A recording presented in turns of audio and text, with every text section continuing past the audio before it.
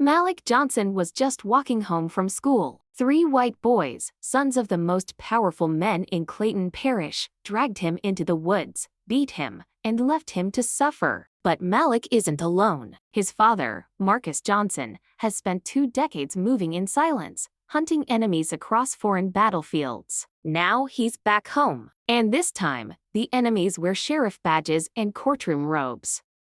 One by one, the fathers will learn this veteran doesn't call the police. He doesn't post online. He handles things personally. But as Marcus closes in on the men who hurt his son, he uncovers something darker, an old secret this town has buried for generations. What happens when a father built for war brings justice to a place that's never known it? Before we go any further, comment where in the world you are watching from and don't forget to subscribe, because tomorrow's story is one you won't want to miss. The late afternoon sun filtered through the pines, casting long shadows across the dirt path.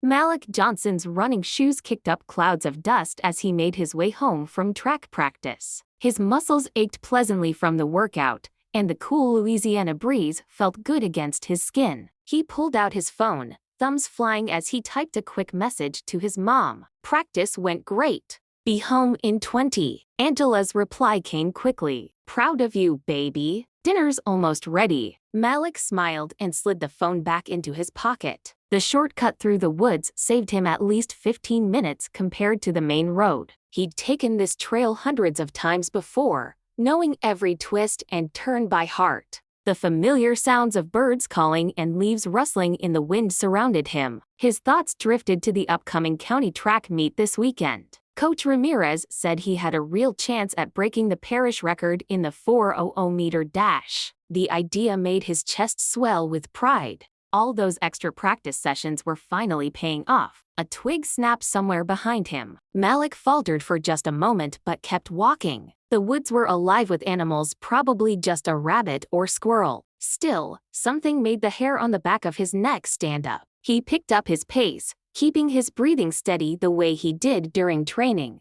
Another snap, closer this time, and then hushed voices. His pulse jumped. The path ahead curved around a thick stand of oak trees, blocking his view. Malik's hands balled into fists. He remembered his father's words from their last video call. "Always trust your instincts, son. They're trying to tell you something." Right now, his instincts were screaming at him to run. Before he could act, heavy footsteps pounded the dirt behind him. Malik spun around just as 3 figures burst from the tree line. He knew them instantly. Brent Boyd, the sheriff's son, along with Carter Millen and Travis Latimore. "Well, look who it is," Brent sneered, his pale face twisted into an ugly grin. "The track star himself." Malik's mouth went dry. He stepped back, mind racing through options. The main road was too far, the woods too thick to sprint through. And these guys weren't just big, they were football players, used to tackling.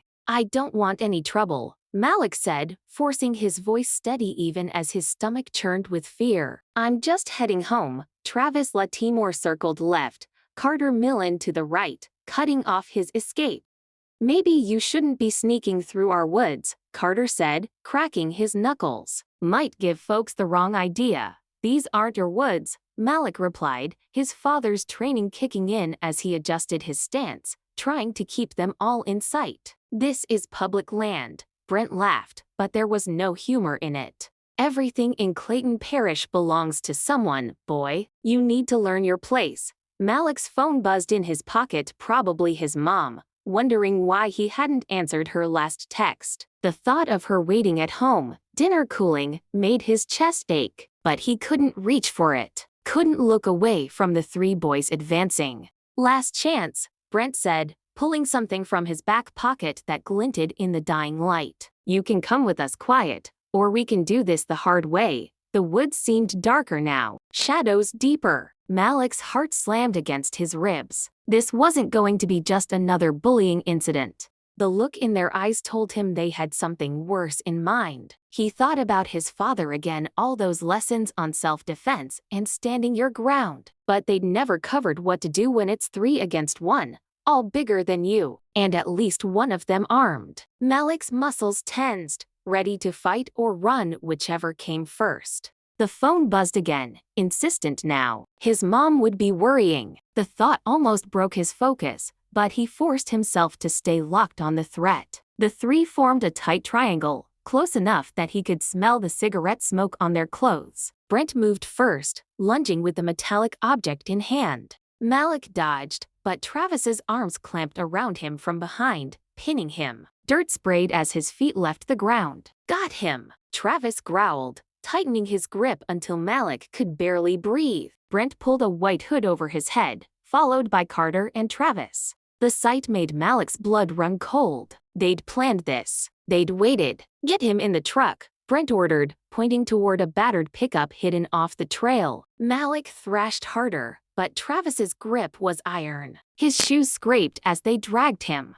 "Let me go," Malik shouted, hoping anyone might hear, but the woods swallowed his voice. Carter's fist slammed into his stomach, stealing his breath. They tossed him into the truck bed like trash. His head cracked against metal, stars exploding in his vision. Before he could recover, rough hands bound his wrists with duct tape. More tape sealed his mouth. The engine roared. Through blurred eyes, Malik watched the trees whip past as they drove deeper into the woods, bouncing over roots and rocks. His phone was gone, lost somewhere back on the trail. No one would know where he was. After what felt like forever, the truck stopped in a clearing. They yanked him out, his knees buckling as he hit the ground. The masked boys circled. "Time for your lesson," Brent said, voice muffled by his hood. His boot slammed into Malik's ribs.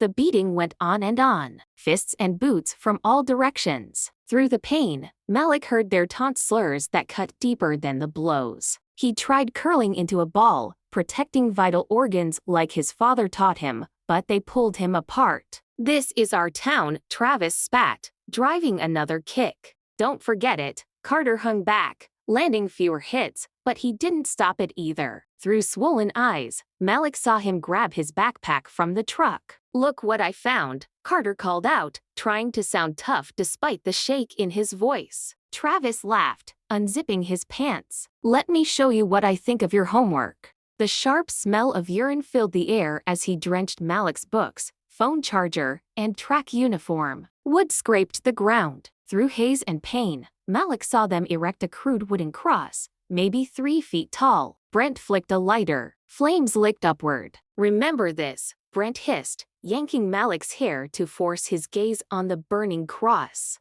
"Remember what happens when you forget your place." Then they left him bleeding into dirt. The truck engine faded, leaving only the crackle of flames and Malik's ragged breaths. Night fell. The air chilled. Using every ounce left, Malik began crawling toward where he thought the road was. His body screamed. Blood dripped from his nose, his lip staining the dirt. He didn't know how long he crawled. Time blurred. Headlights cut through the dark. Tires crunched on gravel. Malik tried to call out, but managed only a whisper. "Lord have mercy," came a familiar voice. Mr. Rivers, who owned the farm by the woods, knelt beside him. The old man's rough hands were gentle as he checked Malik's injuries. "Hold on, son, I'm calling for help." The ambulance came in a blur of sirens and lights. His mother's tears fell on his face as she rode with him. Doctors worked, cleaning wounds, wrapping ribs, photographing evidence with grim precision. That night, in the quiet hospital room, Angela paced. Her hands trembled as she dialed a number she rarely used. 3 rings before it connected. "Marcus," she whispered, voice breaking. "They hurt our baby. They hurt him bad." In a dim motel room states away, Marcus Johnson listened in silence. When she finished, his reply was only 2 words cold as steel: "I'm coming." The morning sun cast long shadows across Clayton Parish's main street as Marcus Johnson's gray sedan rolled into town. He'd driven through the night, replaying Angela's words about Malik's injuries over and over. His knuckles whitened on the steering wheel, but his face betrayed nothing. The Magnolia Diner sat on the corner of Oak and Jefferson, its flickering neon sign struggling against the early light. Marcus parked across the street, studying the worn facade. Through the big windows, he could see the morning regulars hunched over their coffee cups. Inside, the bell chimed as he entered.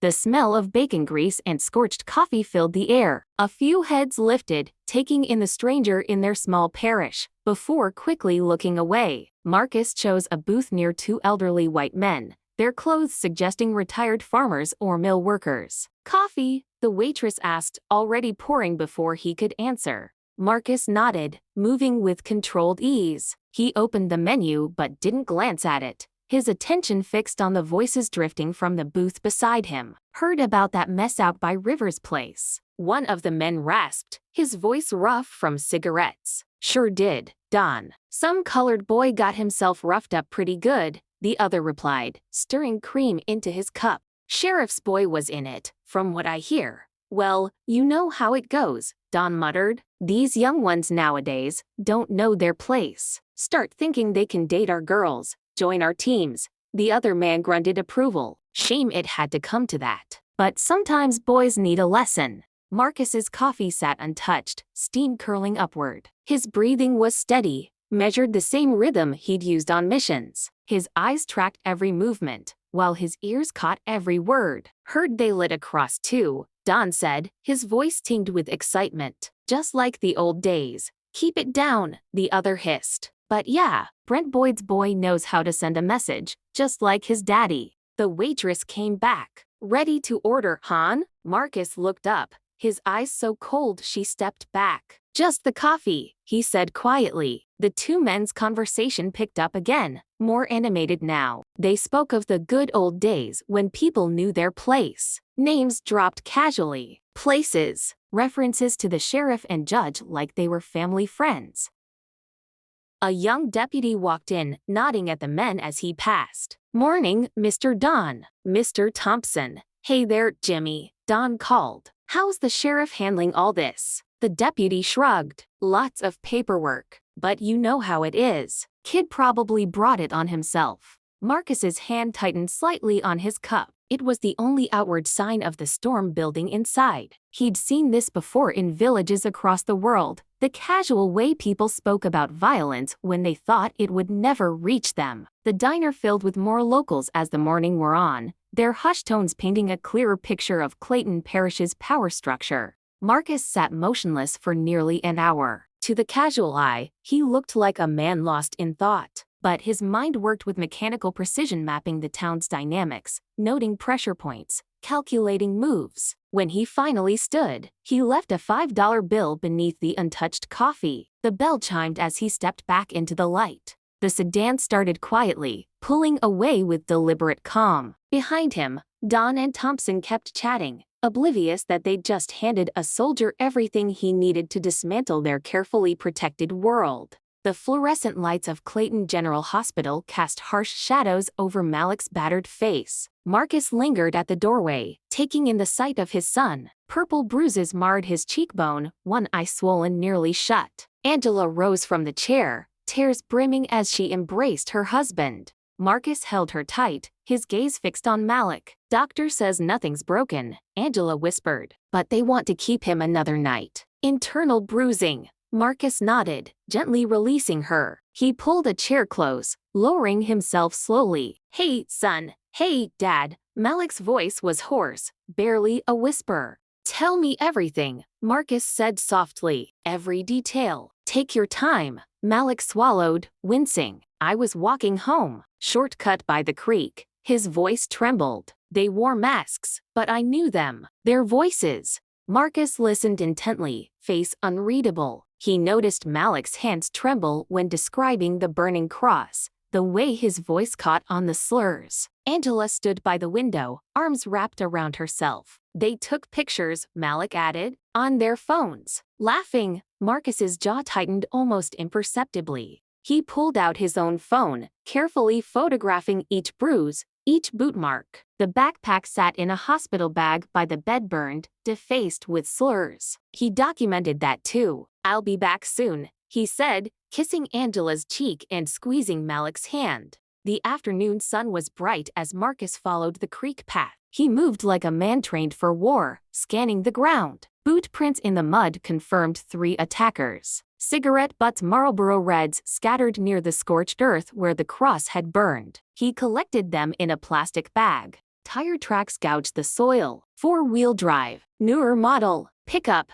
judging by the width. Rope fibers lay frayed near a log, the ends suggesting they'd been cut, not untied. More evidence into another bag. That evening, the hospital room glowed orange in sunset. Marcus sat between wife and son, his voice steady but firm. "I need their names." Angela looked away. "Marcus, maybe the police, the police?" Malik's bitter laugh cut her off. "Sheriff Boyd's son was there, Mom." Marcus waited, silent. Finally Malik whispered, "Brent Boyd, Carter Millen, Travis Latimore." Marcus committed each name to memory, noting Angela's flinch at the last one: the judge's son, the sheriff's boy, the hardware store heir. Names heavy with weight in Clayton Parish. Later that night, in his bare motel room, Marcus stood before the mirror. The fluorescent light buzzed as he laid out items on the counter: a prepaid flip phone, a matte black folding knife, a leather case of professional lockpicks, and a crisp black notebook.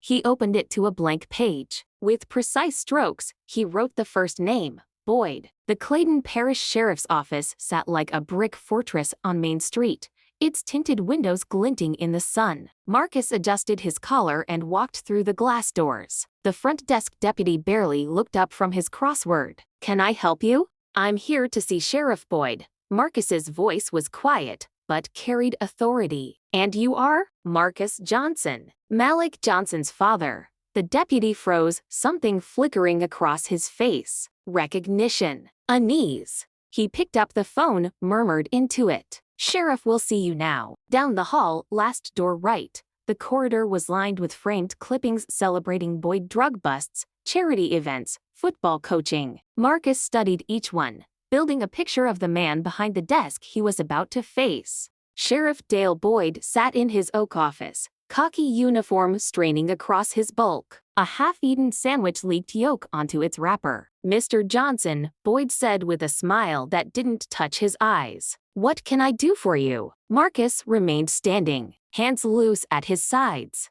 "I'm here about my son's assault." "Ah, yes." Boyd wiped his fingers. "Deputy filed that. Unfortunate business. Kids gettin' rough. 3 boys kidnapped and beat my son while calling him slurs," Marcus said evenly. "They burned a cross." Boyd leaned back, chair creaking. "Let's not throw around terms like kidnapped. Boys'll be boys. Sometimes roughhousing, they took pictures." "So I heard," Boyd shrugged, "but no one's seen 'em. And without evidence." Marcus pulled out his phone, showing photos of Malik's bruises, the burned backpack, the defensive wounds. Boyd barely glanced. "Could have gotten those anywhere. Maybe a fight at school. I hear your boy runs track. Could have fallen." The sheriff's dismissive tone made Marcus colder inside. He noticed the family photos on Boyd's desk, his son Brent in uniform, grinning beside his father. "Your boy was there," Marcus said softly. Boyd's face hardened. "That's a serious accusation. Careful spreading rumors."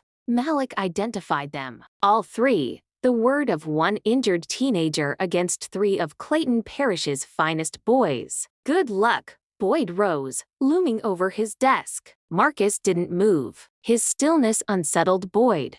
"Look," Boyd said, his tone shifting. "I get you're upset, but these things happen. Best to let it blow over. Would you say that if it were your boy in the hospital?" Boyd flushed. "Now listen here." "No," Marcus cut him off, his voice soft. "You listen. This isn't going away. What happened wasn't roughhousing. It was a hate crime. Get out of my office." Boyd's voice shook with rage. "And if you keep slandering my boy, you'll be facing charges yourself." Marcus met his gaze. He saw the sweat at the sheriff's temples, the tremor in his hand. Behind the badge, Boyd was afraid, not of Marcus, but of what he represented. "Have a good day, Sheriff." Marcus turned and walked out, leaving Boyd standing frozen behind his desk. The front desk deputy watched Marcus leave, pencil frozen above his crossword. Through tinted windows, Main Street bustled, oblivious to the quiet war just declared inside the sheriff's office. Marcus's gray sedan rolled away with the same steady calm he'd carried into battle zones.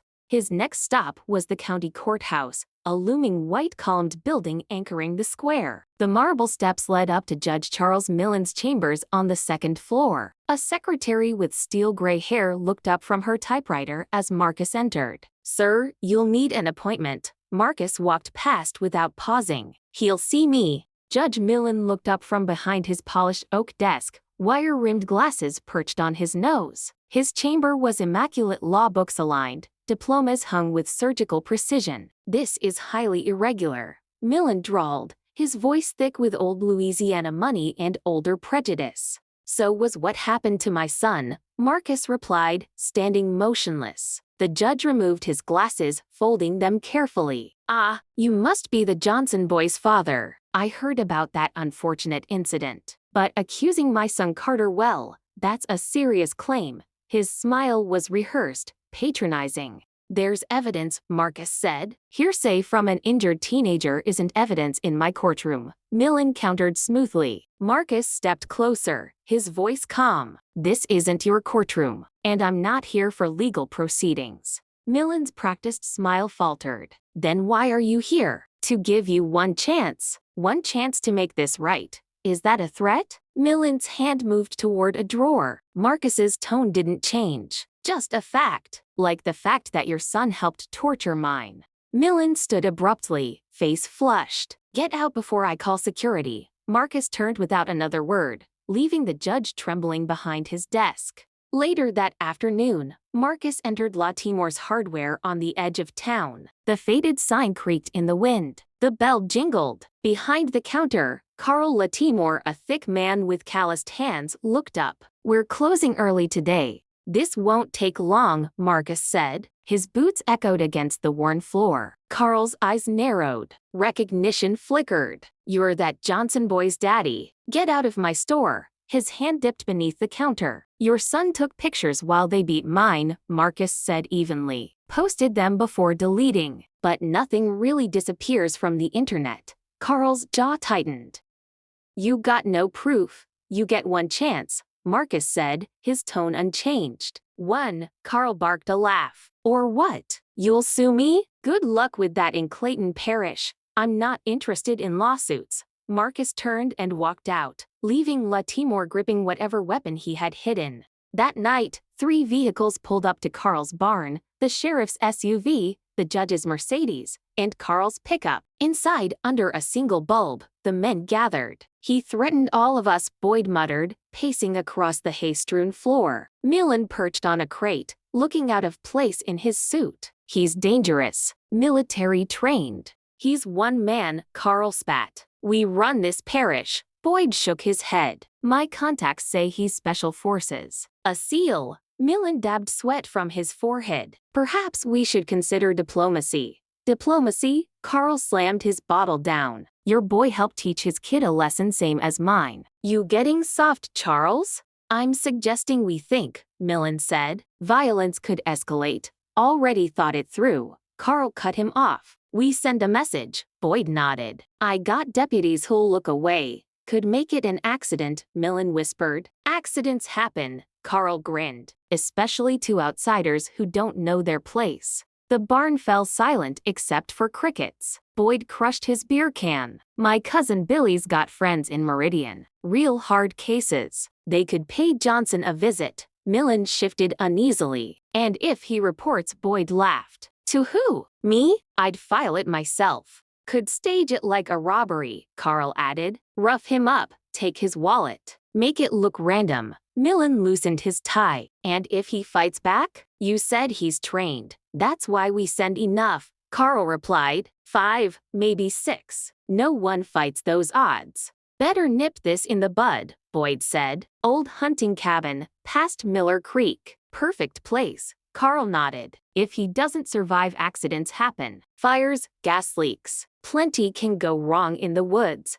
Millen whispered. "Jesus, Carl. You got a better idea, Judge?" Carl snapped. "That Johnson fellow isn't backing down. You saw his eyes." Boyd returned to the group. "We need to decide tonight. Either we stop him or risk everything."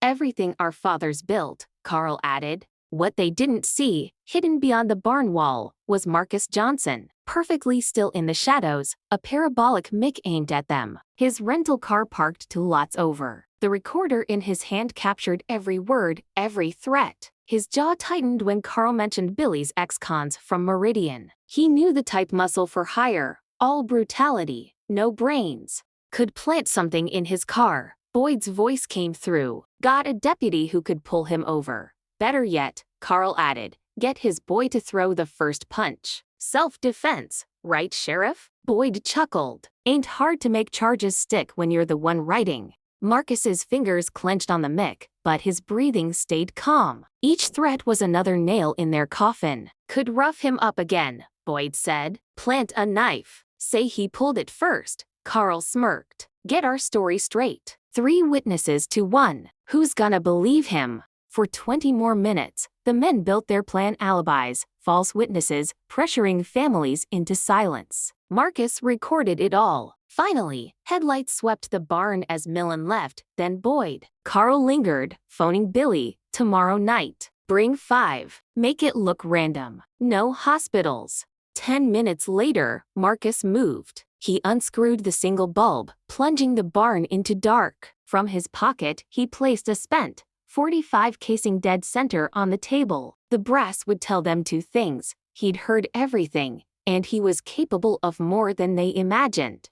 He scanned the barn one last time: boot prints, bottles, cigarette butts, details they'd overlooked. Then he vanished into the night, leaving only fear behind. The morning sun hadn't yet cleared the trees when Sheriff Dale Boyd pulled into the station lot. His coffee froze halfway to his lips. Where his patrol truck had been was now nothing but a stripped skeleton resting on concrete blocks. Wheels gone, doors gone, even the light bar ripped away. He stumbled out, spilling coffee down his khaki. The truck sat perfectly level, stripped cleaner than a Thanksgiving turkey. Seats, steering wheel, even the radio gone. Not a bolt left that wasn't vital. The bank's camera across the street should have caught something, but its lens was covered in black tape. The station's cameras, dead, cables neatly severed. Jesus, Deputy Rick Martinez muttered, running up. Sheriff, I swear it was fine last night. Boyd barked orders: CSI, prints, tire tracks. But deep down, he knew this wasn't random. This was military work. His hands trembled as he remembered Marcus Johnson's calm warning. Across town, Carl Latimore's day began worse. His private garage lock lay open. Inside, his prized rifle collection was disassembled, each part hung from wires like some grotesque wind chime. Barrels, stocks, triggers spinning in the morning breeze. Ammunition lined his workbench in neat rows, shells emptied, powder scattered. The casings spelled 2 chilling words: next time. Carl staggered, dialing Boyd with shaking fingers. He was here, in my garage. Boyd cut him off. My truck stripped outside the damn station. Meet me at the judge's chambers. Carl's heart sank as he spotted a receipt pinned to his dashboard dated 3 years ago. His son's purchase of rope and lighter fluid. Evidence. That morning, Judge Charles Millen entered his chambers to find a manila envelope on his desk. Inside, glossy photographs. His son Carter, face visible despite the hood, standing over Malik's battered body. Behind him, a burning cross. Other photos detailed decades of cases where Millen had buried evidence, silenced witnesses, rigged trials. His blood ran cold. His phone rang. Carl's panicked voice. He gutted my garage. Boyd's voice joined, tight with rage, and stripped my truck. Millen barely listened, staring at the damning photos. Then his computer flickered. A text file opened itself. 6 words typed across the screen: you didn't listen the first time. Panic spread. In the judge's office, the 3 men argued. Boyd raged about psychological warfare. Carl cursed. Millen whispered, he's not a man, he's a ghost. Boyd swore he'd call state police. Millen shook his head. And say what? That someone has evidence of our sons committing hate crimes? Of my corruption? They were trapped. Sweat dripped as Malik broke free of his father's grip. Angela watched from the window, torn between sorrow and pride. In that fading light, father and son moved like shadows, preparing for what was to come. That night, Judge Millen returned to his home. Something felt wrong. The smell of coffee brewing. In his kitchen, Marcus sat calmly at the table, 2 mugs steaming. "How did you get in?" Millen stammered. Marcus gestured to the chair. "Sit. Your coffee's getting cold." Millen sat, trembling. Marcus's tone never rose, but each word cut. "Take your son to confess. Make a public apology. Sign the confession I left. Or next time will be worse." The judge blustered about power, about generations of control. Marcus simply leaned forward. "Privilege doesn't make you untouchable." Millen snapped, reaching for a drawer, but Marcus moved faster, twisting his wrist, slamming his head into the desk. When the judge woke, he was taped to his chair in his study, stripped to humiliation. Before him lay a typed confession. Marcus's voice was calm. "You'll sign, or you'll break. Either way, everyone will see who you are." Hours later, the clerk found him, screaming about Navy SEALs and conspiracies. To the public, it was a breakdown. To the powerful, it was a warning. Sheriff Boyd sought escape in his hunting woods. Rifle in hand, he muttered to himself about setting things right. But the forest was too quiet. Then a calm voice behind him. "Beautiful morning for a hunt." He spun. Marcus stood there, hands in his pockets. Boyd raised his rifle. Marcus stepped closer. "No, you won't shoot. Because deep down, you're a coward. Just like your boy," Boyd roared, pulling the trigger. Click. Empty. Marcus held up a fistful of cartridges. "Looking for these?"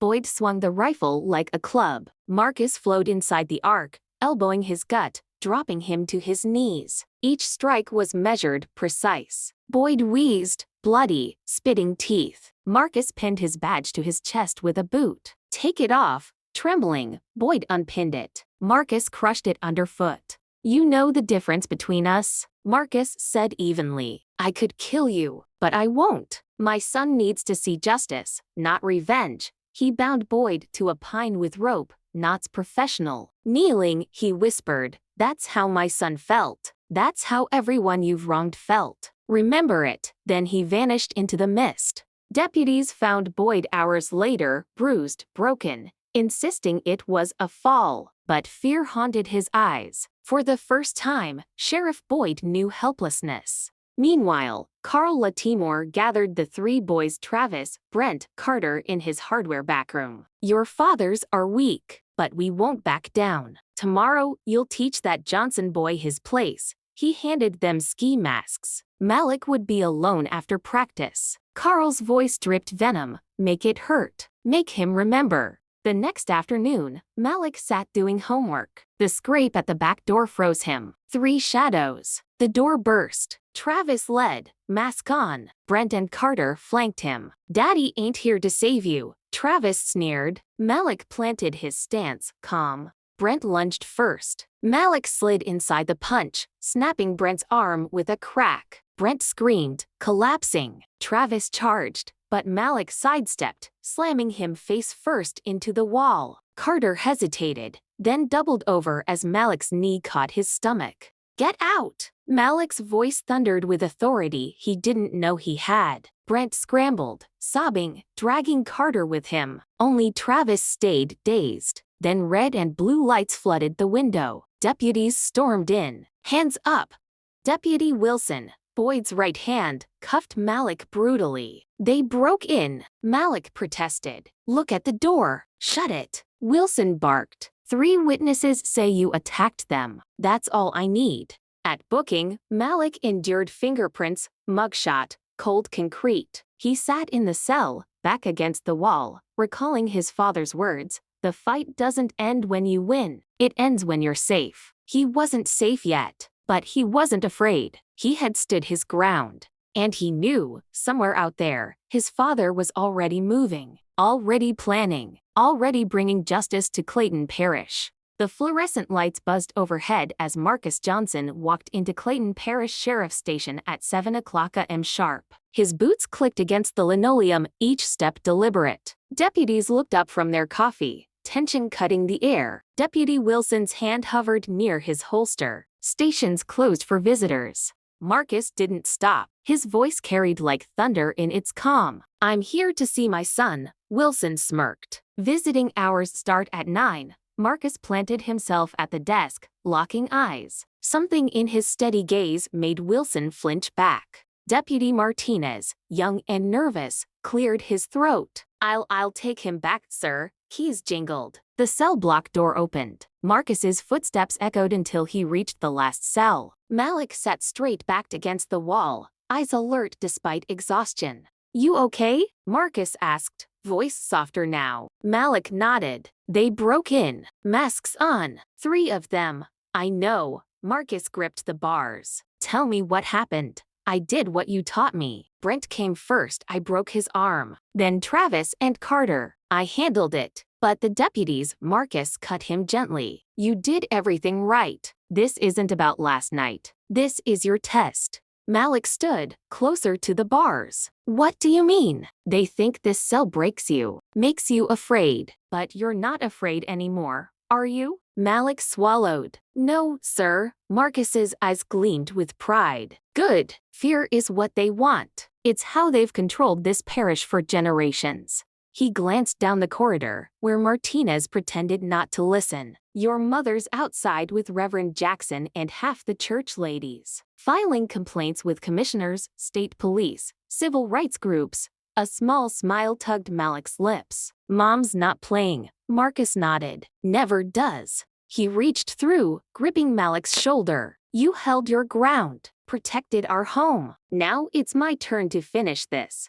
Outside, Angela stood with community leaders, reporters circling. Protest signs waved. How long do I stay here? Malik asked. Not long, Marcus said with certainty. You'll walk out soon. I guarantee it. Marcus left as calmly as he'd entered. Outside, Angela caught his eye. No words, just shared resolve she would fight in daylight, through official channels. He would move in the shadows. Protesters gathered, news vans filled the lot. Marcus slipped unnoticed to his car. Inside, he opened his notebook. 2 names crossed out. Boyd, Millen. His finger traced the last, La Timor. That night, La Timor's warehouse loomed dark on the parish edge. Marcus killed his engine, moving like a ghost. He'd studied Carl's routine. Thursdays, he always stayed late, alone. Security was basic. Marcus cut the main line, plunging the building into dim green emergency lights.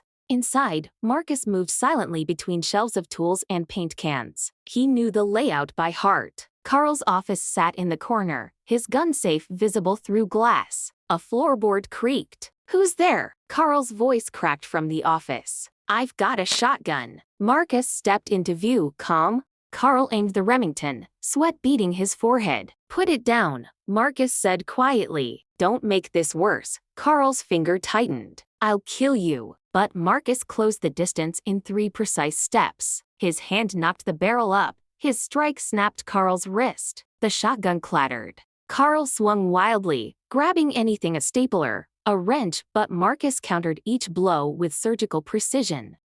They slammed through glass cases, scattering fishing lures. Carl wheezed, face bloodied. This is our town, he spat. You people don't belong here. Marcus's voice stayed even. I've fought men like you across the world. Cruelty isn't strength. With a twist, he slammed Carl into the wall. After 10 brutal minutes, Marcus caught him in a chokehold. Carl thrashed, then went limp. Marcus zip-tied his wrists and ankles to a support beam. Then he walked to the safe, carving a deep scar down its steel face with Carl's own hunting knife. The screech of metal filled the room. This ends tonight, Marcus said to the unconscious man.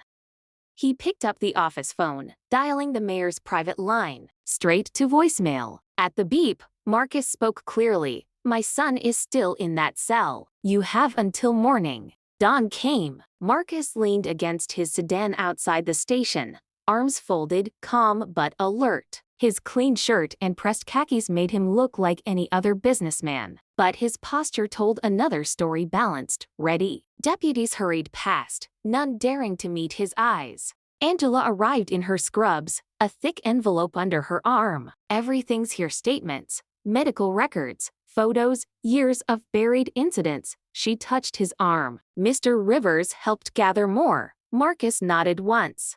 At 8:30, Mayor Thompson's black SUV rolled in. The heavy-set man stepped out, wiping sweat despite the mild air. "Mr. Johnson," he said, trying to sound firm but wavering. "Perhaps we discuss this in my office?" "Here's fine," Marcus said, tone almost friendly but eyes sharp. Angela cut in, voice like steel. "Our son spent the night in jail for defending himself. I'd say it's already escalated." She handed over the envelope. The mayor's face paled as he read. "These incidents go back 15 years, Angela finished. "All buried." Marcus stepped closer. The mayor flinched. "Simple solution. Drop the charges. Release my son. We all go home." The mayor swallowed hard. I'll make some calls." 30 minutes later, Malik's cell door opened. He walked out, bruised but unbroken. No cameras, no headlines. Just a family leaving together, while the mayor drafted frantic damage control.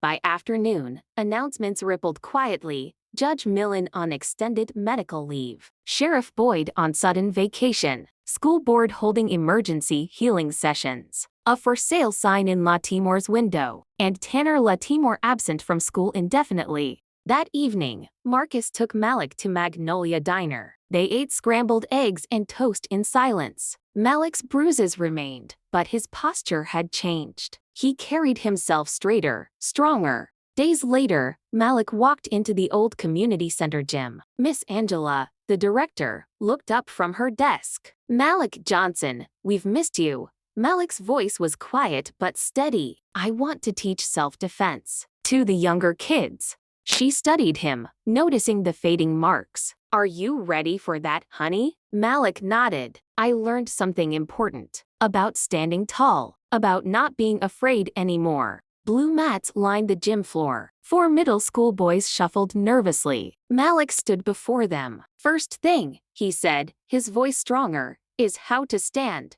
He showed them the stance his father taught. "Feet steady, weight balanced. This is your foundation." He corrected their positions gently. "Eyes up. You're not wrong for taking space." They practiced simple blocks. Then wrist escapes. Malik explained each step patiently. "You're not trying to hurt anyone, just making sure they can't hurt you. Sometimes people try to make you feel small," he said, "like you don't deserve to walk safe. That's not true. You have the right to protect yourself." The boys' movements grew steadier. Malik felt something shift inside him. Each correction he gave them dissolved a little more of his own fear. "The goal isn't to fight," he told them. "The goal is to be strong enough you don't have to." The boys straightened with new confidence. Malik lined them up, leading a bow just as Marcus had taught. In the back, Marcus watched silently, his face unreadable, but his eyes proud. Malik stood tall, his profile caught in afternoon light, not defined by bruises, but by strength long waiting to emerge.